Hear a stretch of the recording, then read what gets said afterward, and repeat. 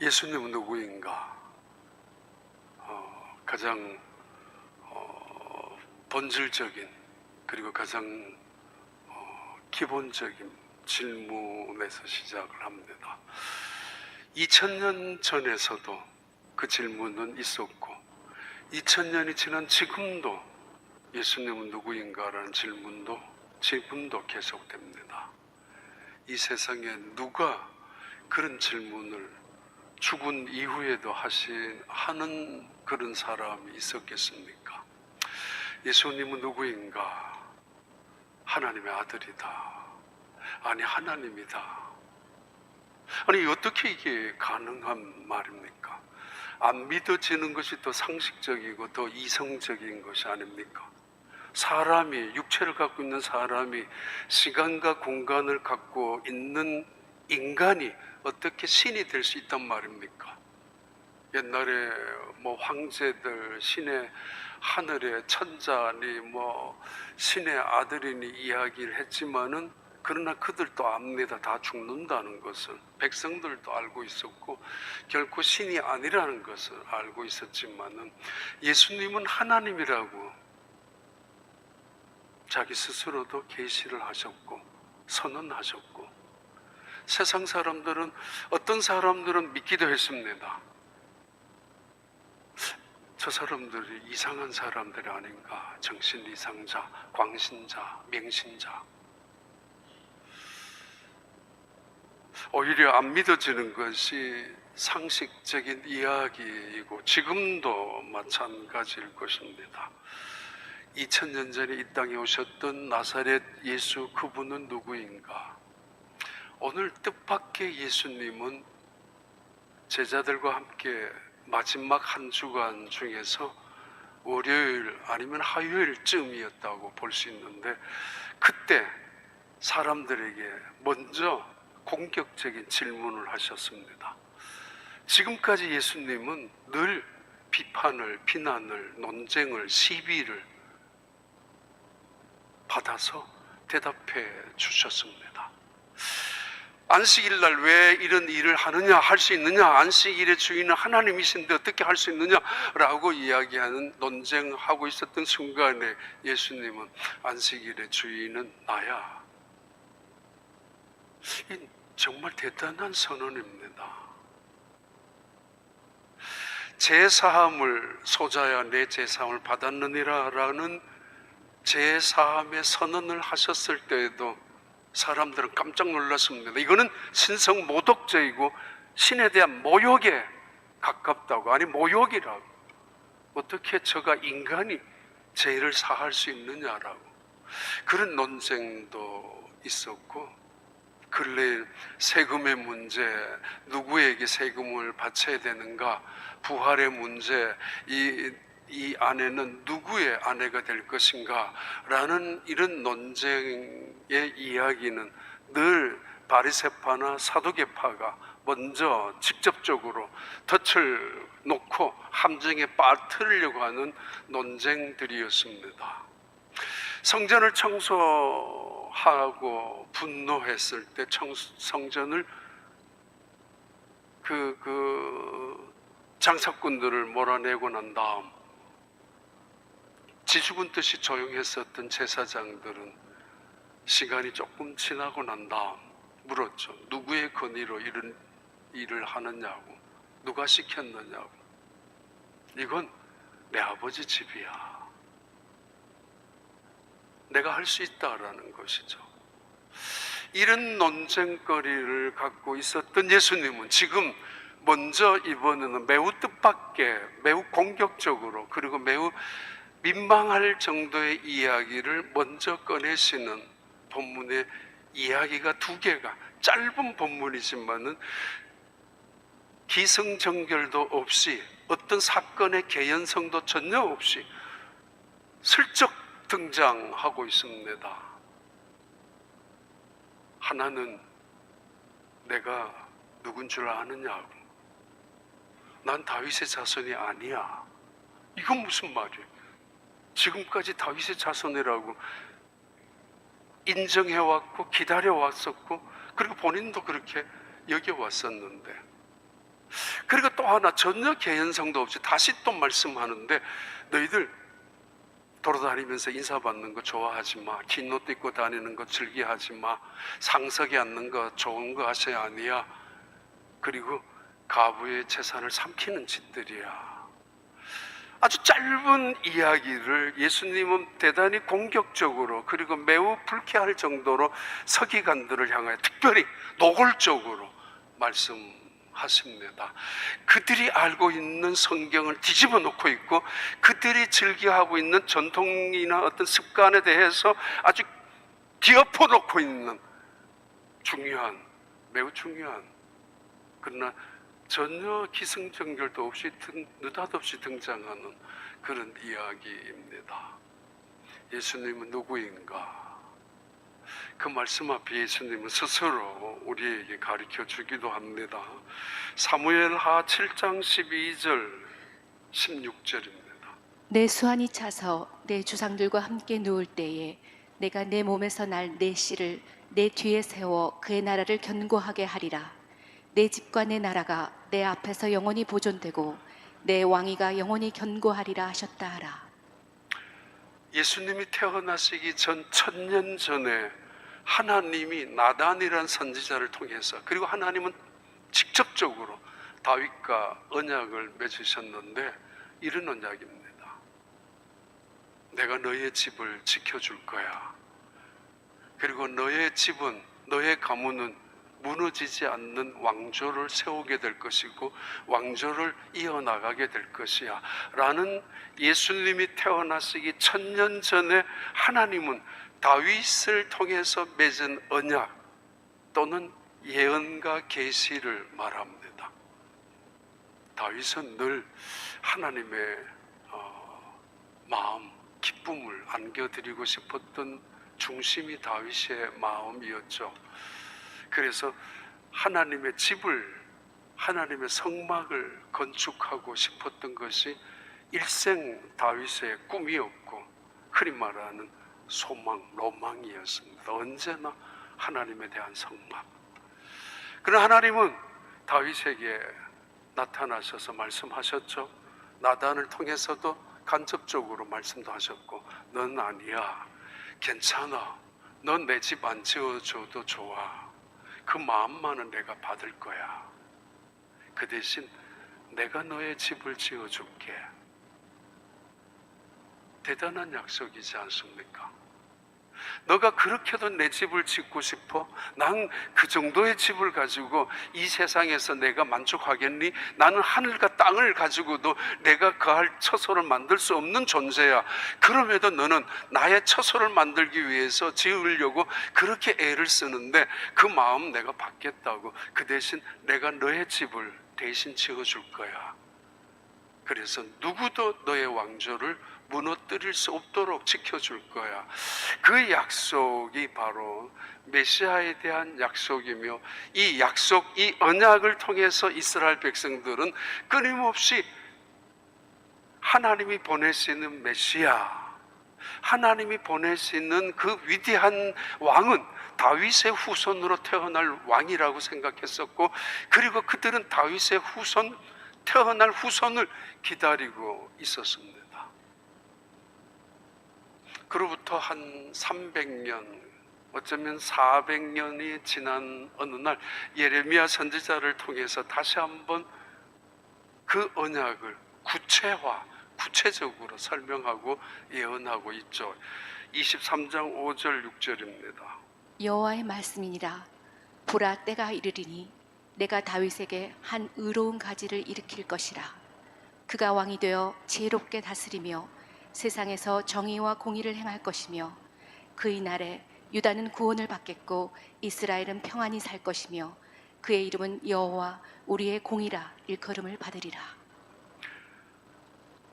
성경 공부는 아니지만은 그래도 몇 가지는, 이건 기본적인 거잖아요.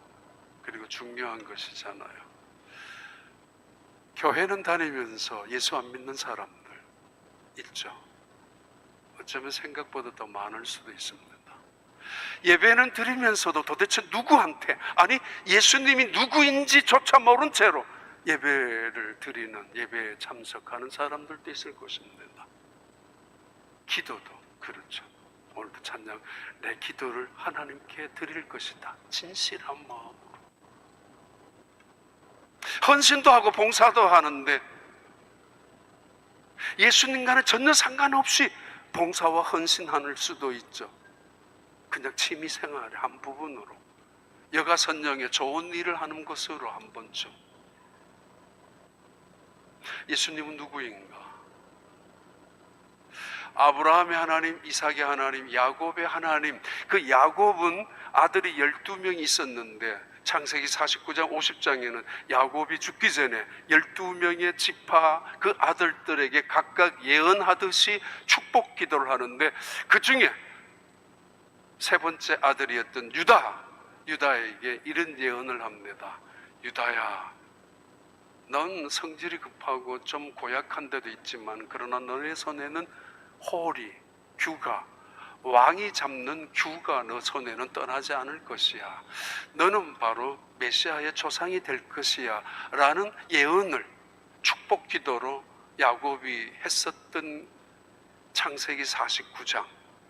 그 유다의 자손 중에 한 지파가 다윗의 지파이고, 마침내 그 다윗은 왕이 되었고, 왕이 된 다음 하나님은 다윗을 통해서 다시 언약하셨고, 그리고 얼마 후에 다시 하나님은 이사야, 예레미야를 통해서 그 다윗의 후손 속에 메시아가 일어날 것임을 구체화시켜 주셨습니다.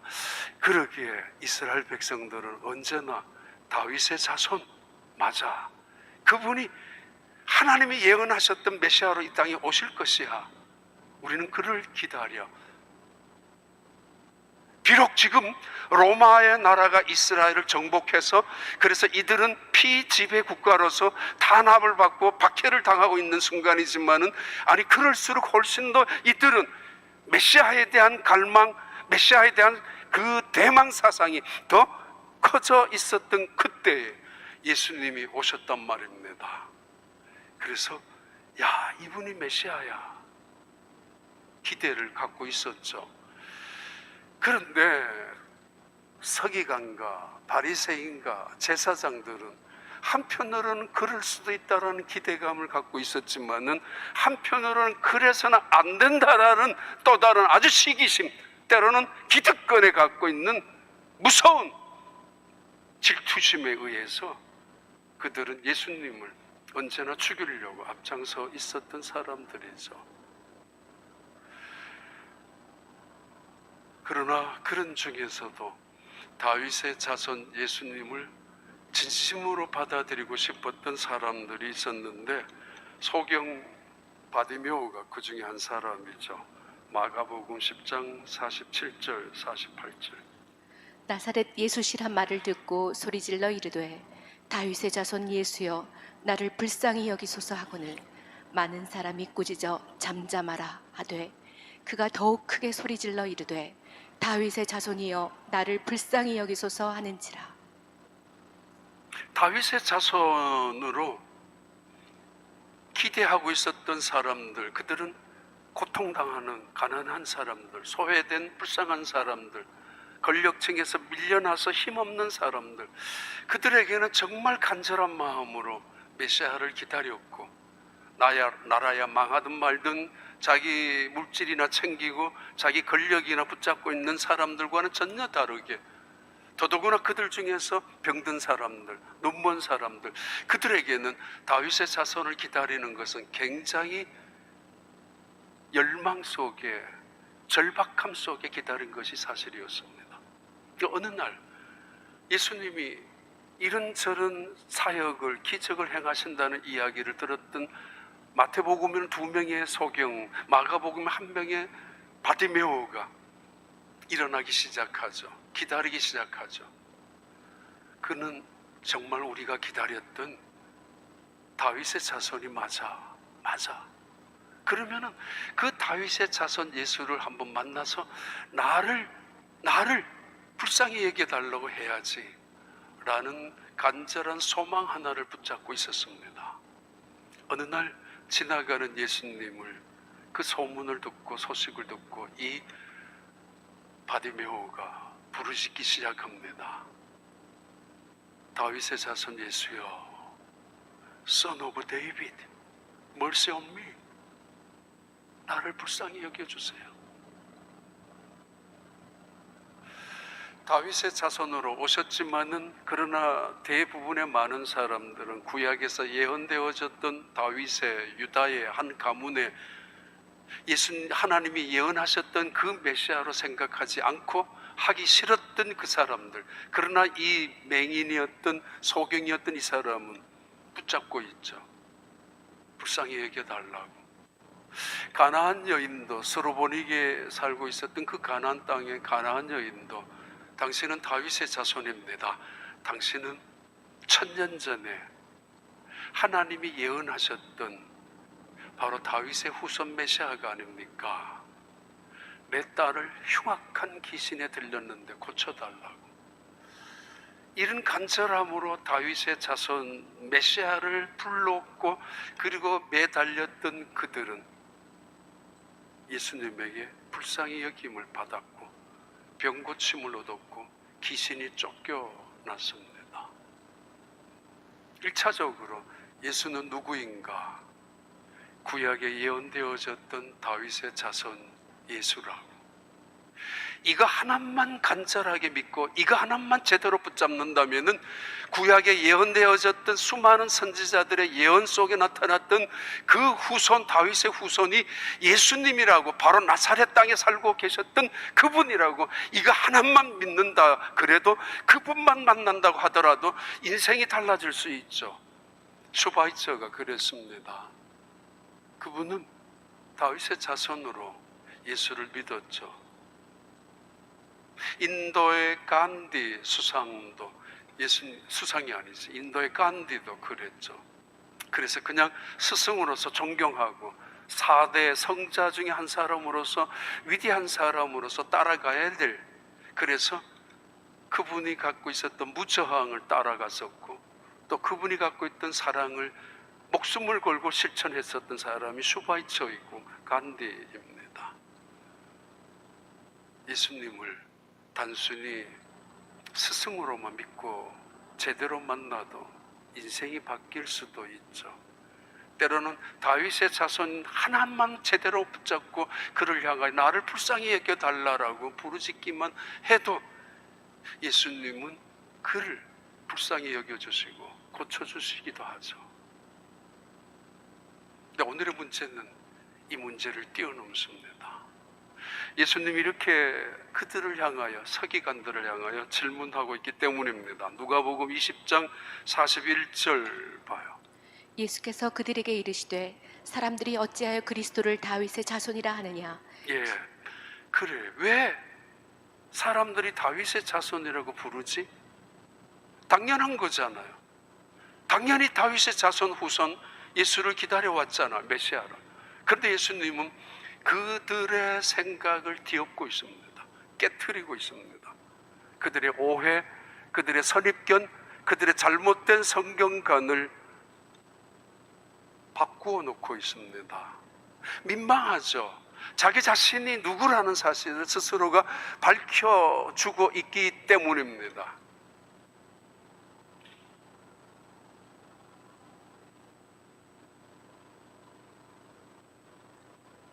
내가 누군 줄 알아?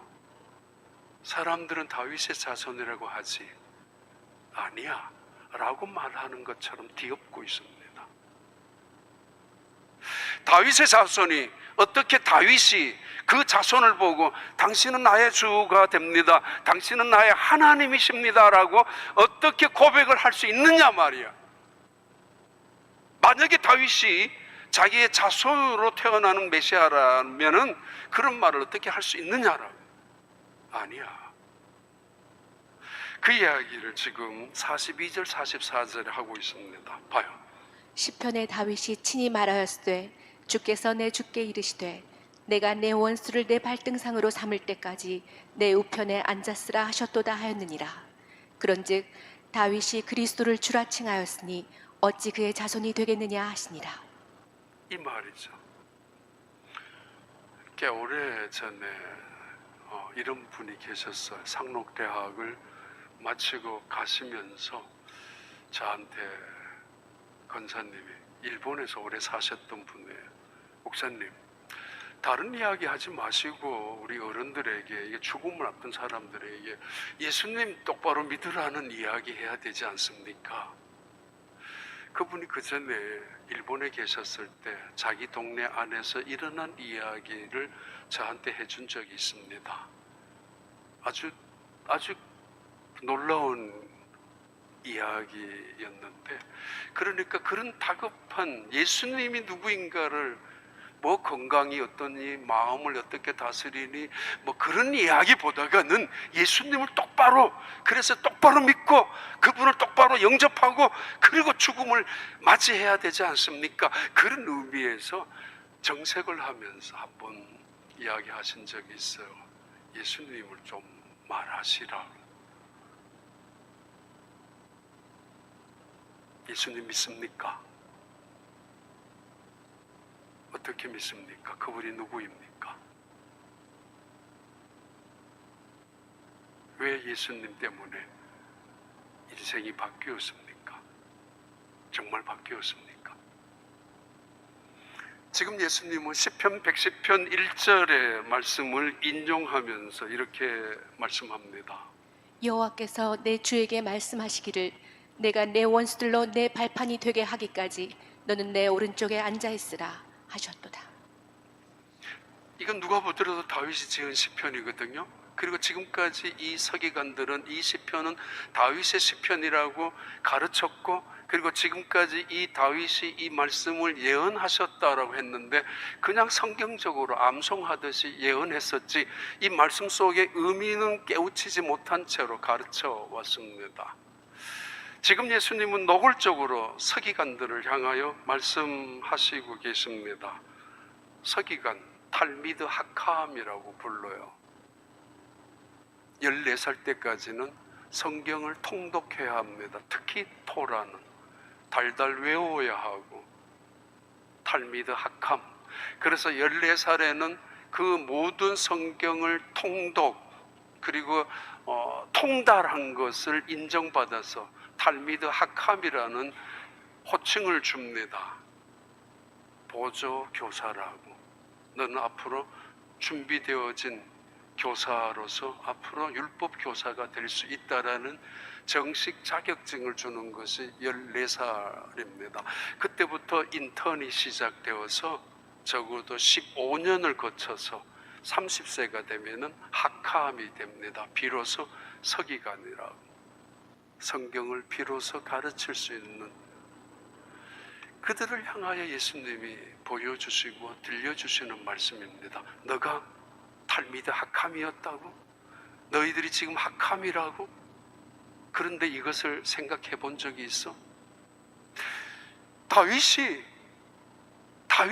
그의 후손을 향하여 내 자손이라고 말했는데, 내 자손이라고 부르지 아니하고 나의 주라고 불렀다면 그것이 자손이 되겠니? 하나님이 되겠느냐고. 다윗의 자손이냐?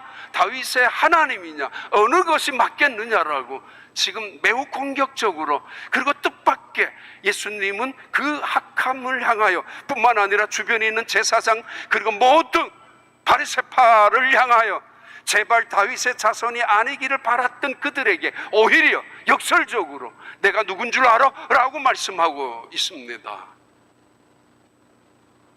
자기의 정체성을 알려주는 것이 지금 매우 중요한 시간이기 때문에, 얼마 후에는 돌아가시기 때문에, 그리고 자기에 대한 정체성을 분명히 알려주시고, 그리고 잘못 알고 있는 그들을 향하여 뭔가 깨우쳐 주시고 정정하실 필요가 있었기 때문에 이렇게 느닷없이 그들을 향하여 말씀합니다.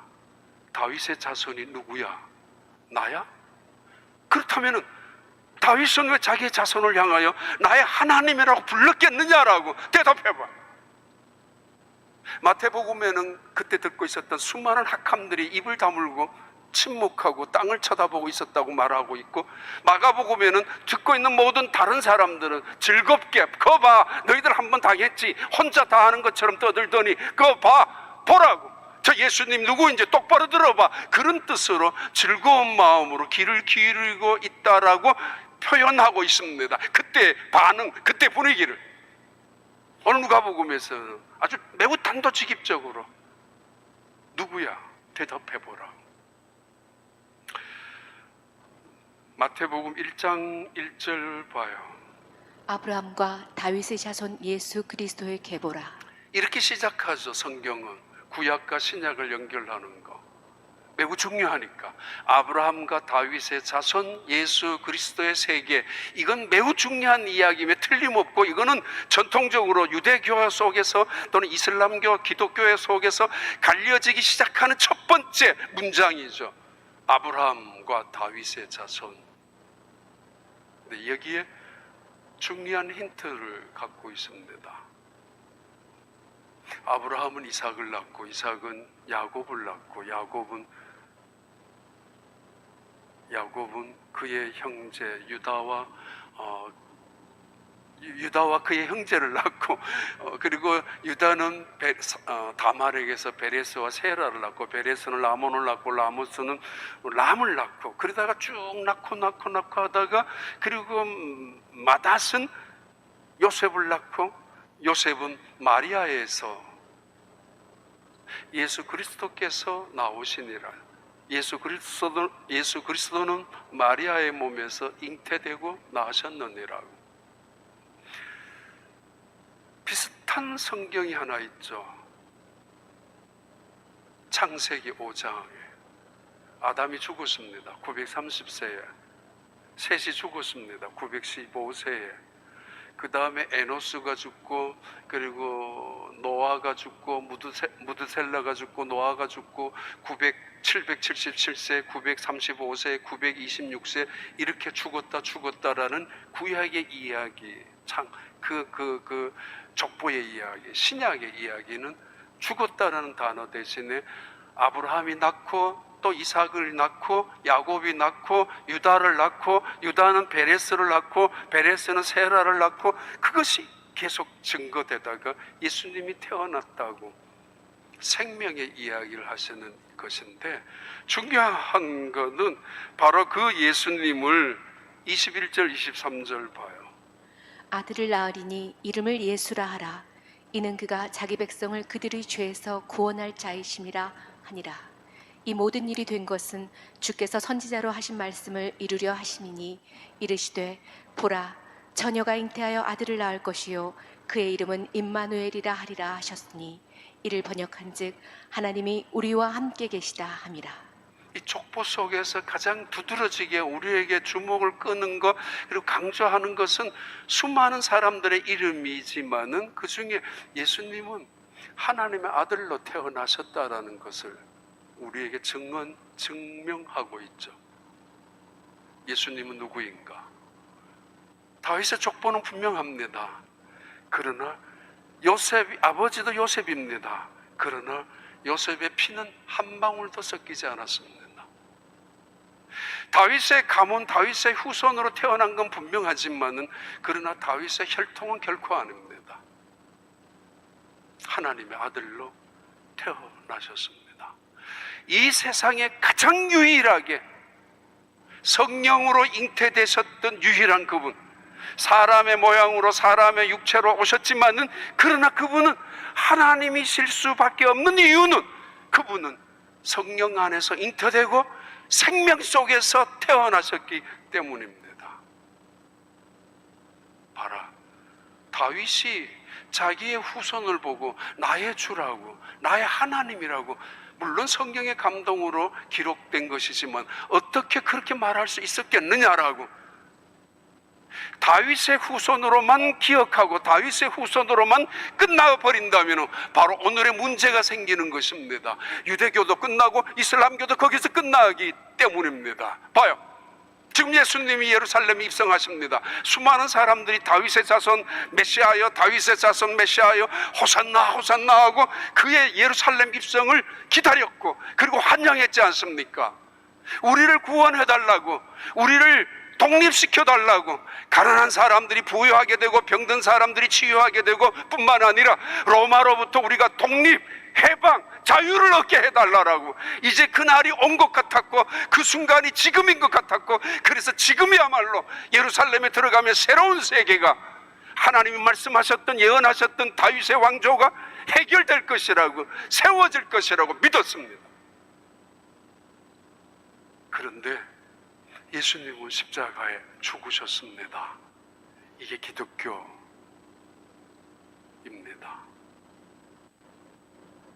어떻게 메시아가 그럴 수 있지? 어떻게 하나님이 죽을 수 있지? 어떻게 하나님께서 사람들에게, 아니 진리라면은, 생명이라면은, 하나님의 신적인 존재를 갖고 있다면은 어떻게 인간에 의해서 죽임을 당하느냐 말이에요. 그럴 수밖에 없었습니다. 그 이유는 인간이 저질렀던 너무도 무거운 죄악 때문입니다. 여전히 오만함과 교만으로 눈이 가려진 채 있었던, 예수를 제대로 알아보지 못하고 있었던, 기득권 속에서 탐욕과 이기심과 욕심으로 얼룩져 있었던, 그래서 기가 막히고 때로는 가슴이, 마음을 닫아놓고 있었던 그들에게 예수님이 신으로 보여질 턱이 없었을 것입니다. 빨리 죽이고 싶었을 뿐입니다. 그들을 향하여 예수님이 하셨던 말씀이죠. 내가 바로 하나님의 아들이라고. 정말 정상적인 생각이라면 오히려 믿어질 수 없던 거죠. 어떻게 신이 사람이 되느냐고, 사람이 어떻게 신이 되느냐고, 거대한 신이 인간의 육체 속에 어떻게 제한 속에 가두어질 수 있느냐라고, 신적인 무한함이 인간의 제한 속에, 연약함 속에 묻혀 있을 수 있느냐라고. 그 사실을 히브리서에서는 여러 가지 의미로 우리에게 설명하고 접근하고 있습니다. 예수님은 이 세상에 오셨던 하나님이십니다. 요한복음 1장 그렇게 시작합니다. 예수님은 이 세상에 오신 하나님, 모든 것을 포기하시고 내려놓으시고 오신 하나님, 그분이 예수님, 2000년 전에 이 땅에 오셨던 예수님, 그리고 그분은 다시 부활하셨습니다. 기독교의 출발점입니다. 왜냐하면 그분 하나님 아들이기 때문에, 하나님 신이기 때문에 무덤이, 죽음이, 사탄이, 어두움이, 세상의 어떤 더러움이나 죄악들이 그 예수님을 가둘 수가 없었기 때문에 그는 다시 부활하셨습니다. 그래서 우리의 주가 그리스도가 되셨습니다. 그 권사님의 정색한 모습이 지난주 이렇게 기도하면서 늘 준비해야 되잖아요. 목사님, 쓸데없는 이야기 뭐 하지 마시고 예수 이야기 제대로 한번 하시라고 그랬던 것 같습니다.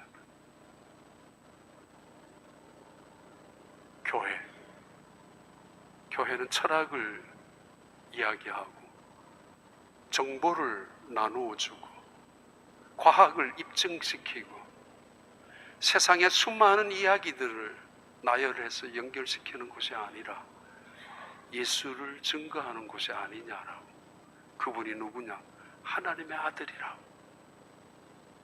2000년 전에 역사 속에 개입하셨던, 브레이크 인 하셔서 이 역사 속에 침입하셨던 하나님, 도저히 인간을 이대로 둘 수가 없어서 직접 오셨던, 그리고 예언하신 대로 오셨던, 그리고 말씀하신 대로 다시 부활하셨던 예수 그리스도, 우리는 그분을 하나님의 아들로, 아니 삼위일체 하나님으로 믿습니다. 그래서 주일날 교회 오는 것이고, 그래서 예배를 드리는 것이고, 그래서 헌신하고 봉사하는 것입니다.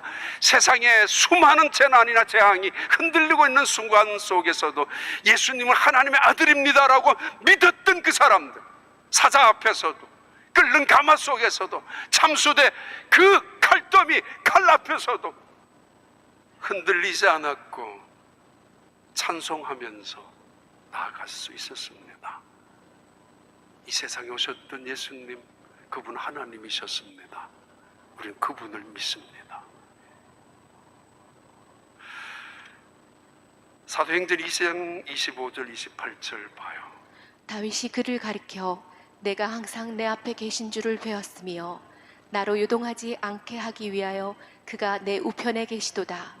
그러므로 내 마음이 기뻐하였고 내 혀도 즐거워하였으며 육체도 희망에 거하리니 이는 내 영혼을 음부에 버리지 아니하시며 주의 거룩한 자로 썩음을 당하지 않게 하실 것이미로다.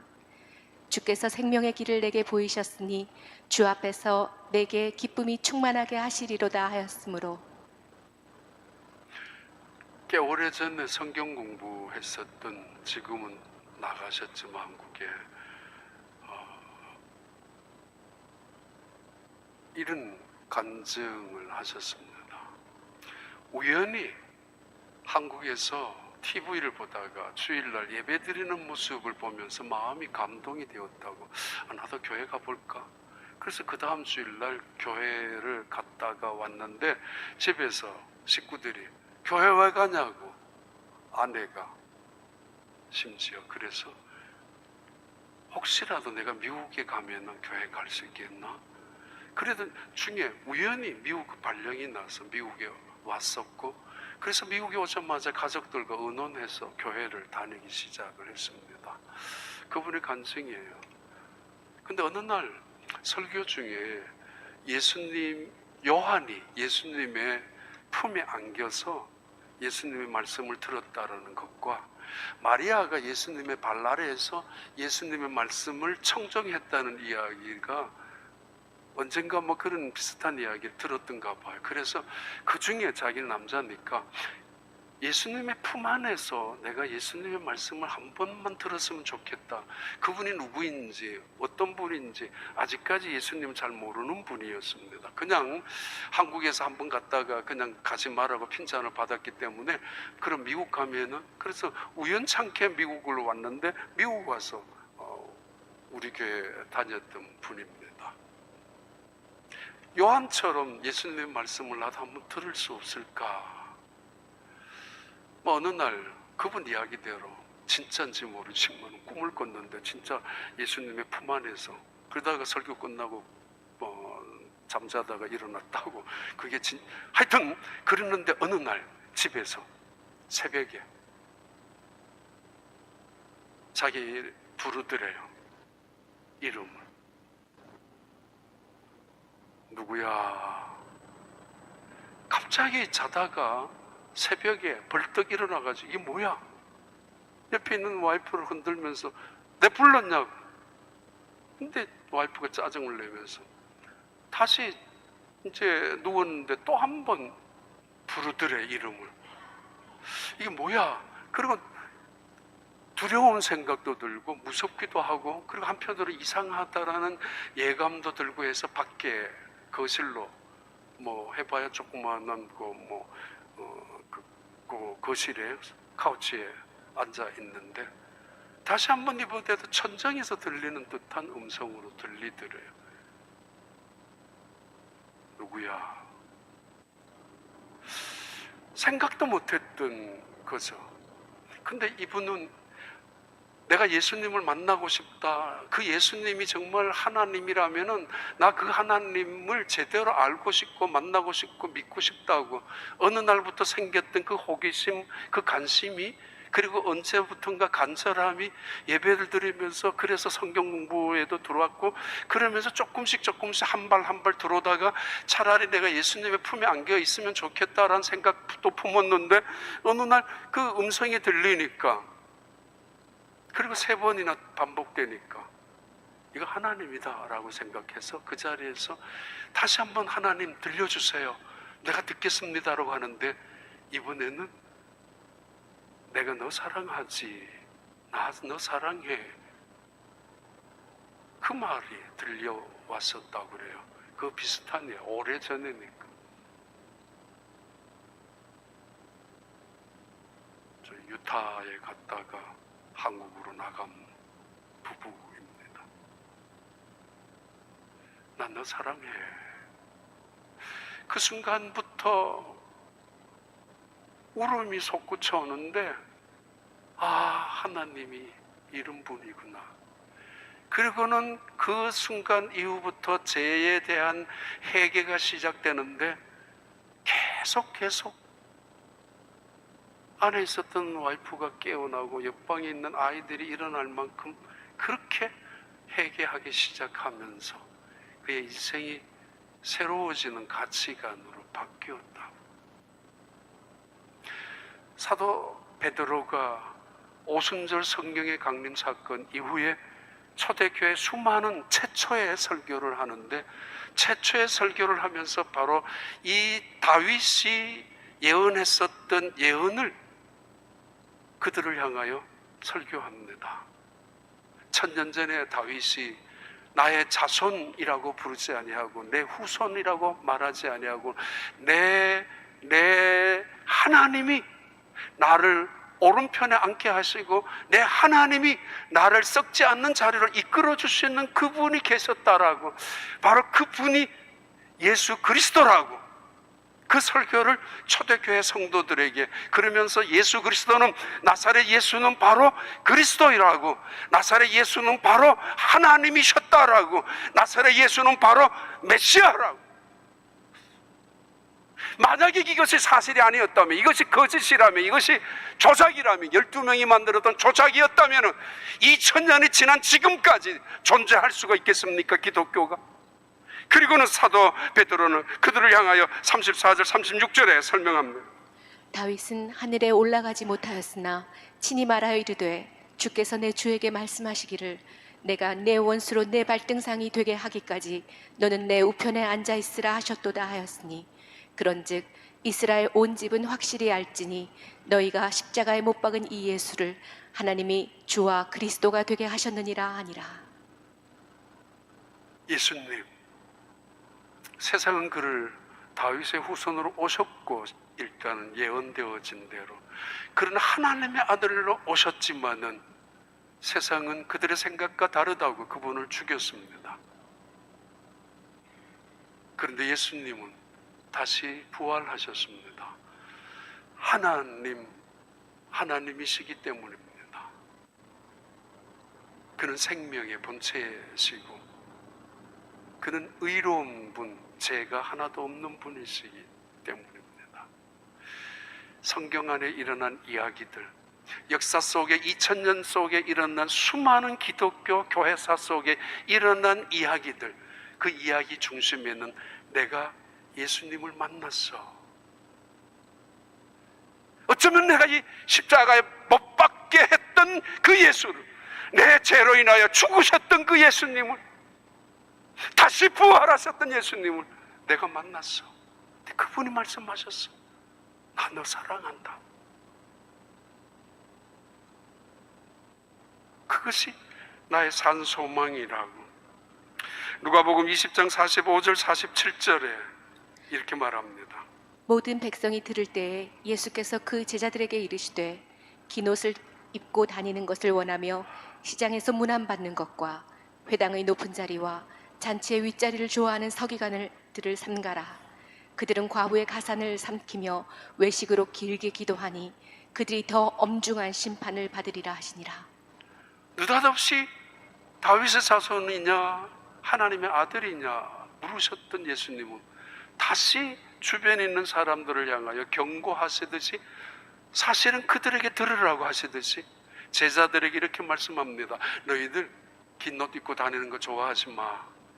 유니폼, 제사복, 스톨게라라는 옷자락이 펼쳐지는 거, 귀족임을, 훌륭한 가문임을, 부자임을, 명품임을 자랑하며 살지 마라.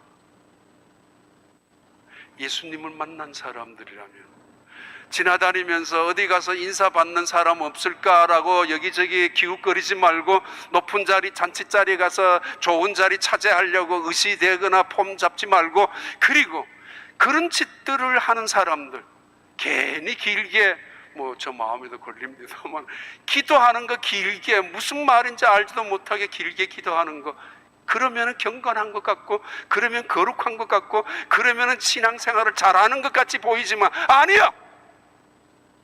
혼자 기도하는 건 오래 혼자 기도하지만은 공적으로는 그렇게 해서는 안 된다고.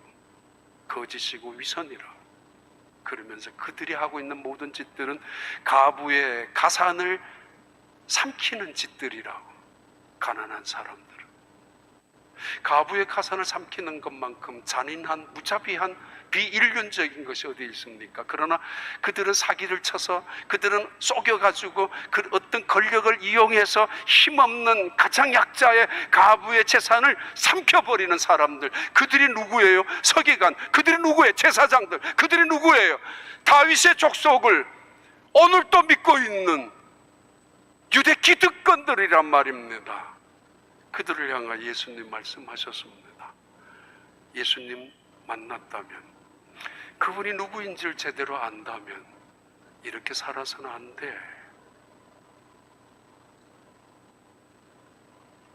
기도하겠습니다. 하나님 아버지, 예수를 알게 하시고 예수를 믿게 하시고 예수를 영접하며 예수님과 동행하게 하여 주심을 우리의 지식이 아니라, 우리의 감정도 아니라 성령의 은혜로, 때로는 말씀의 깨달음으로 우리를 이끌어 주셨음을 진심으로 감사합니다.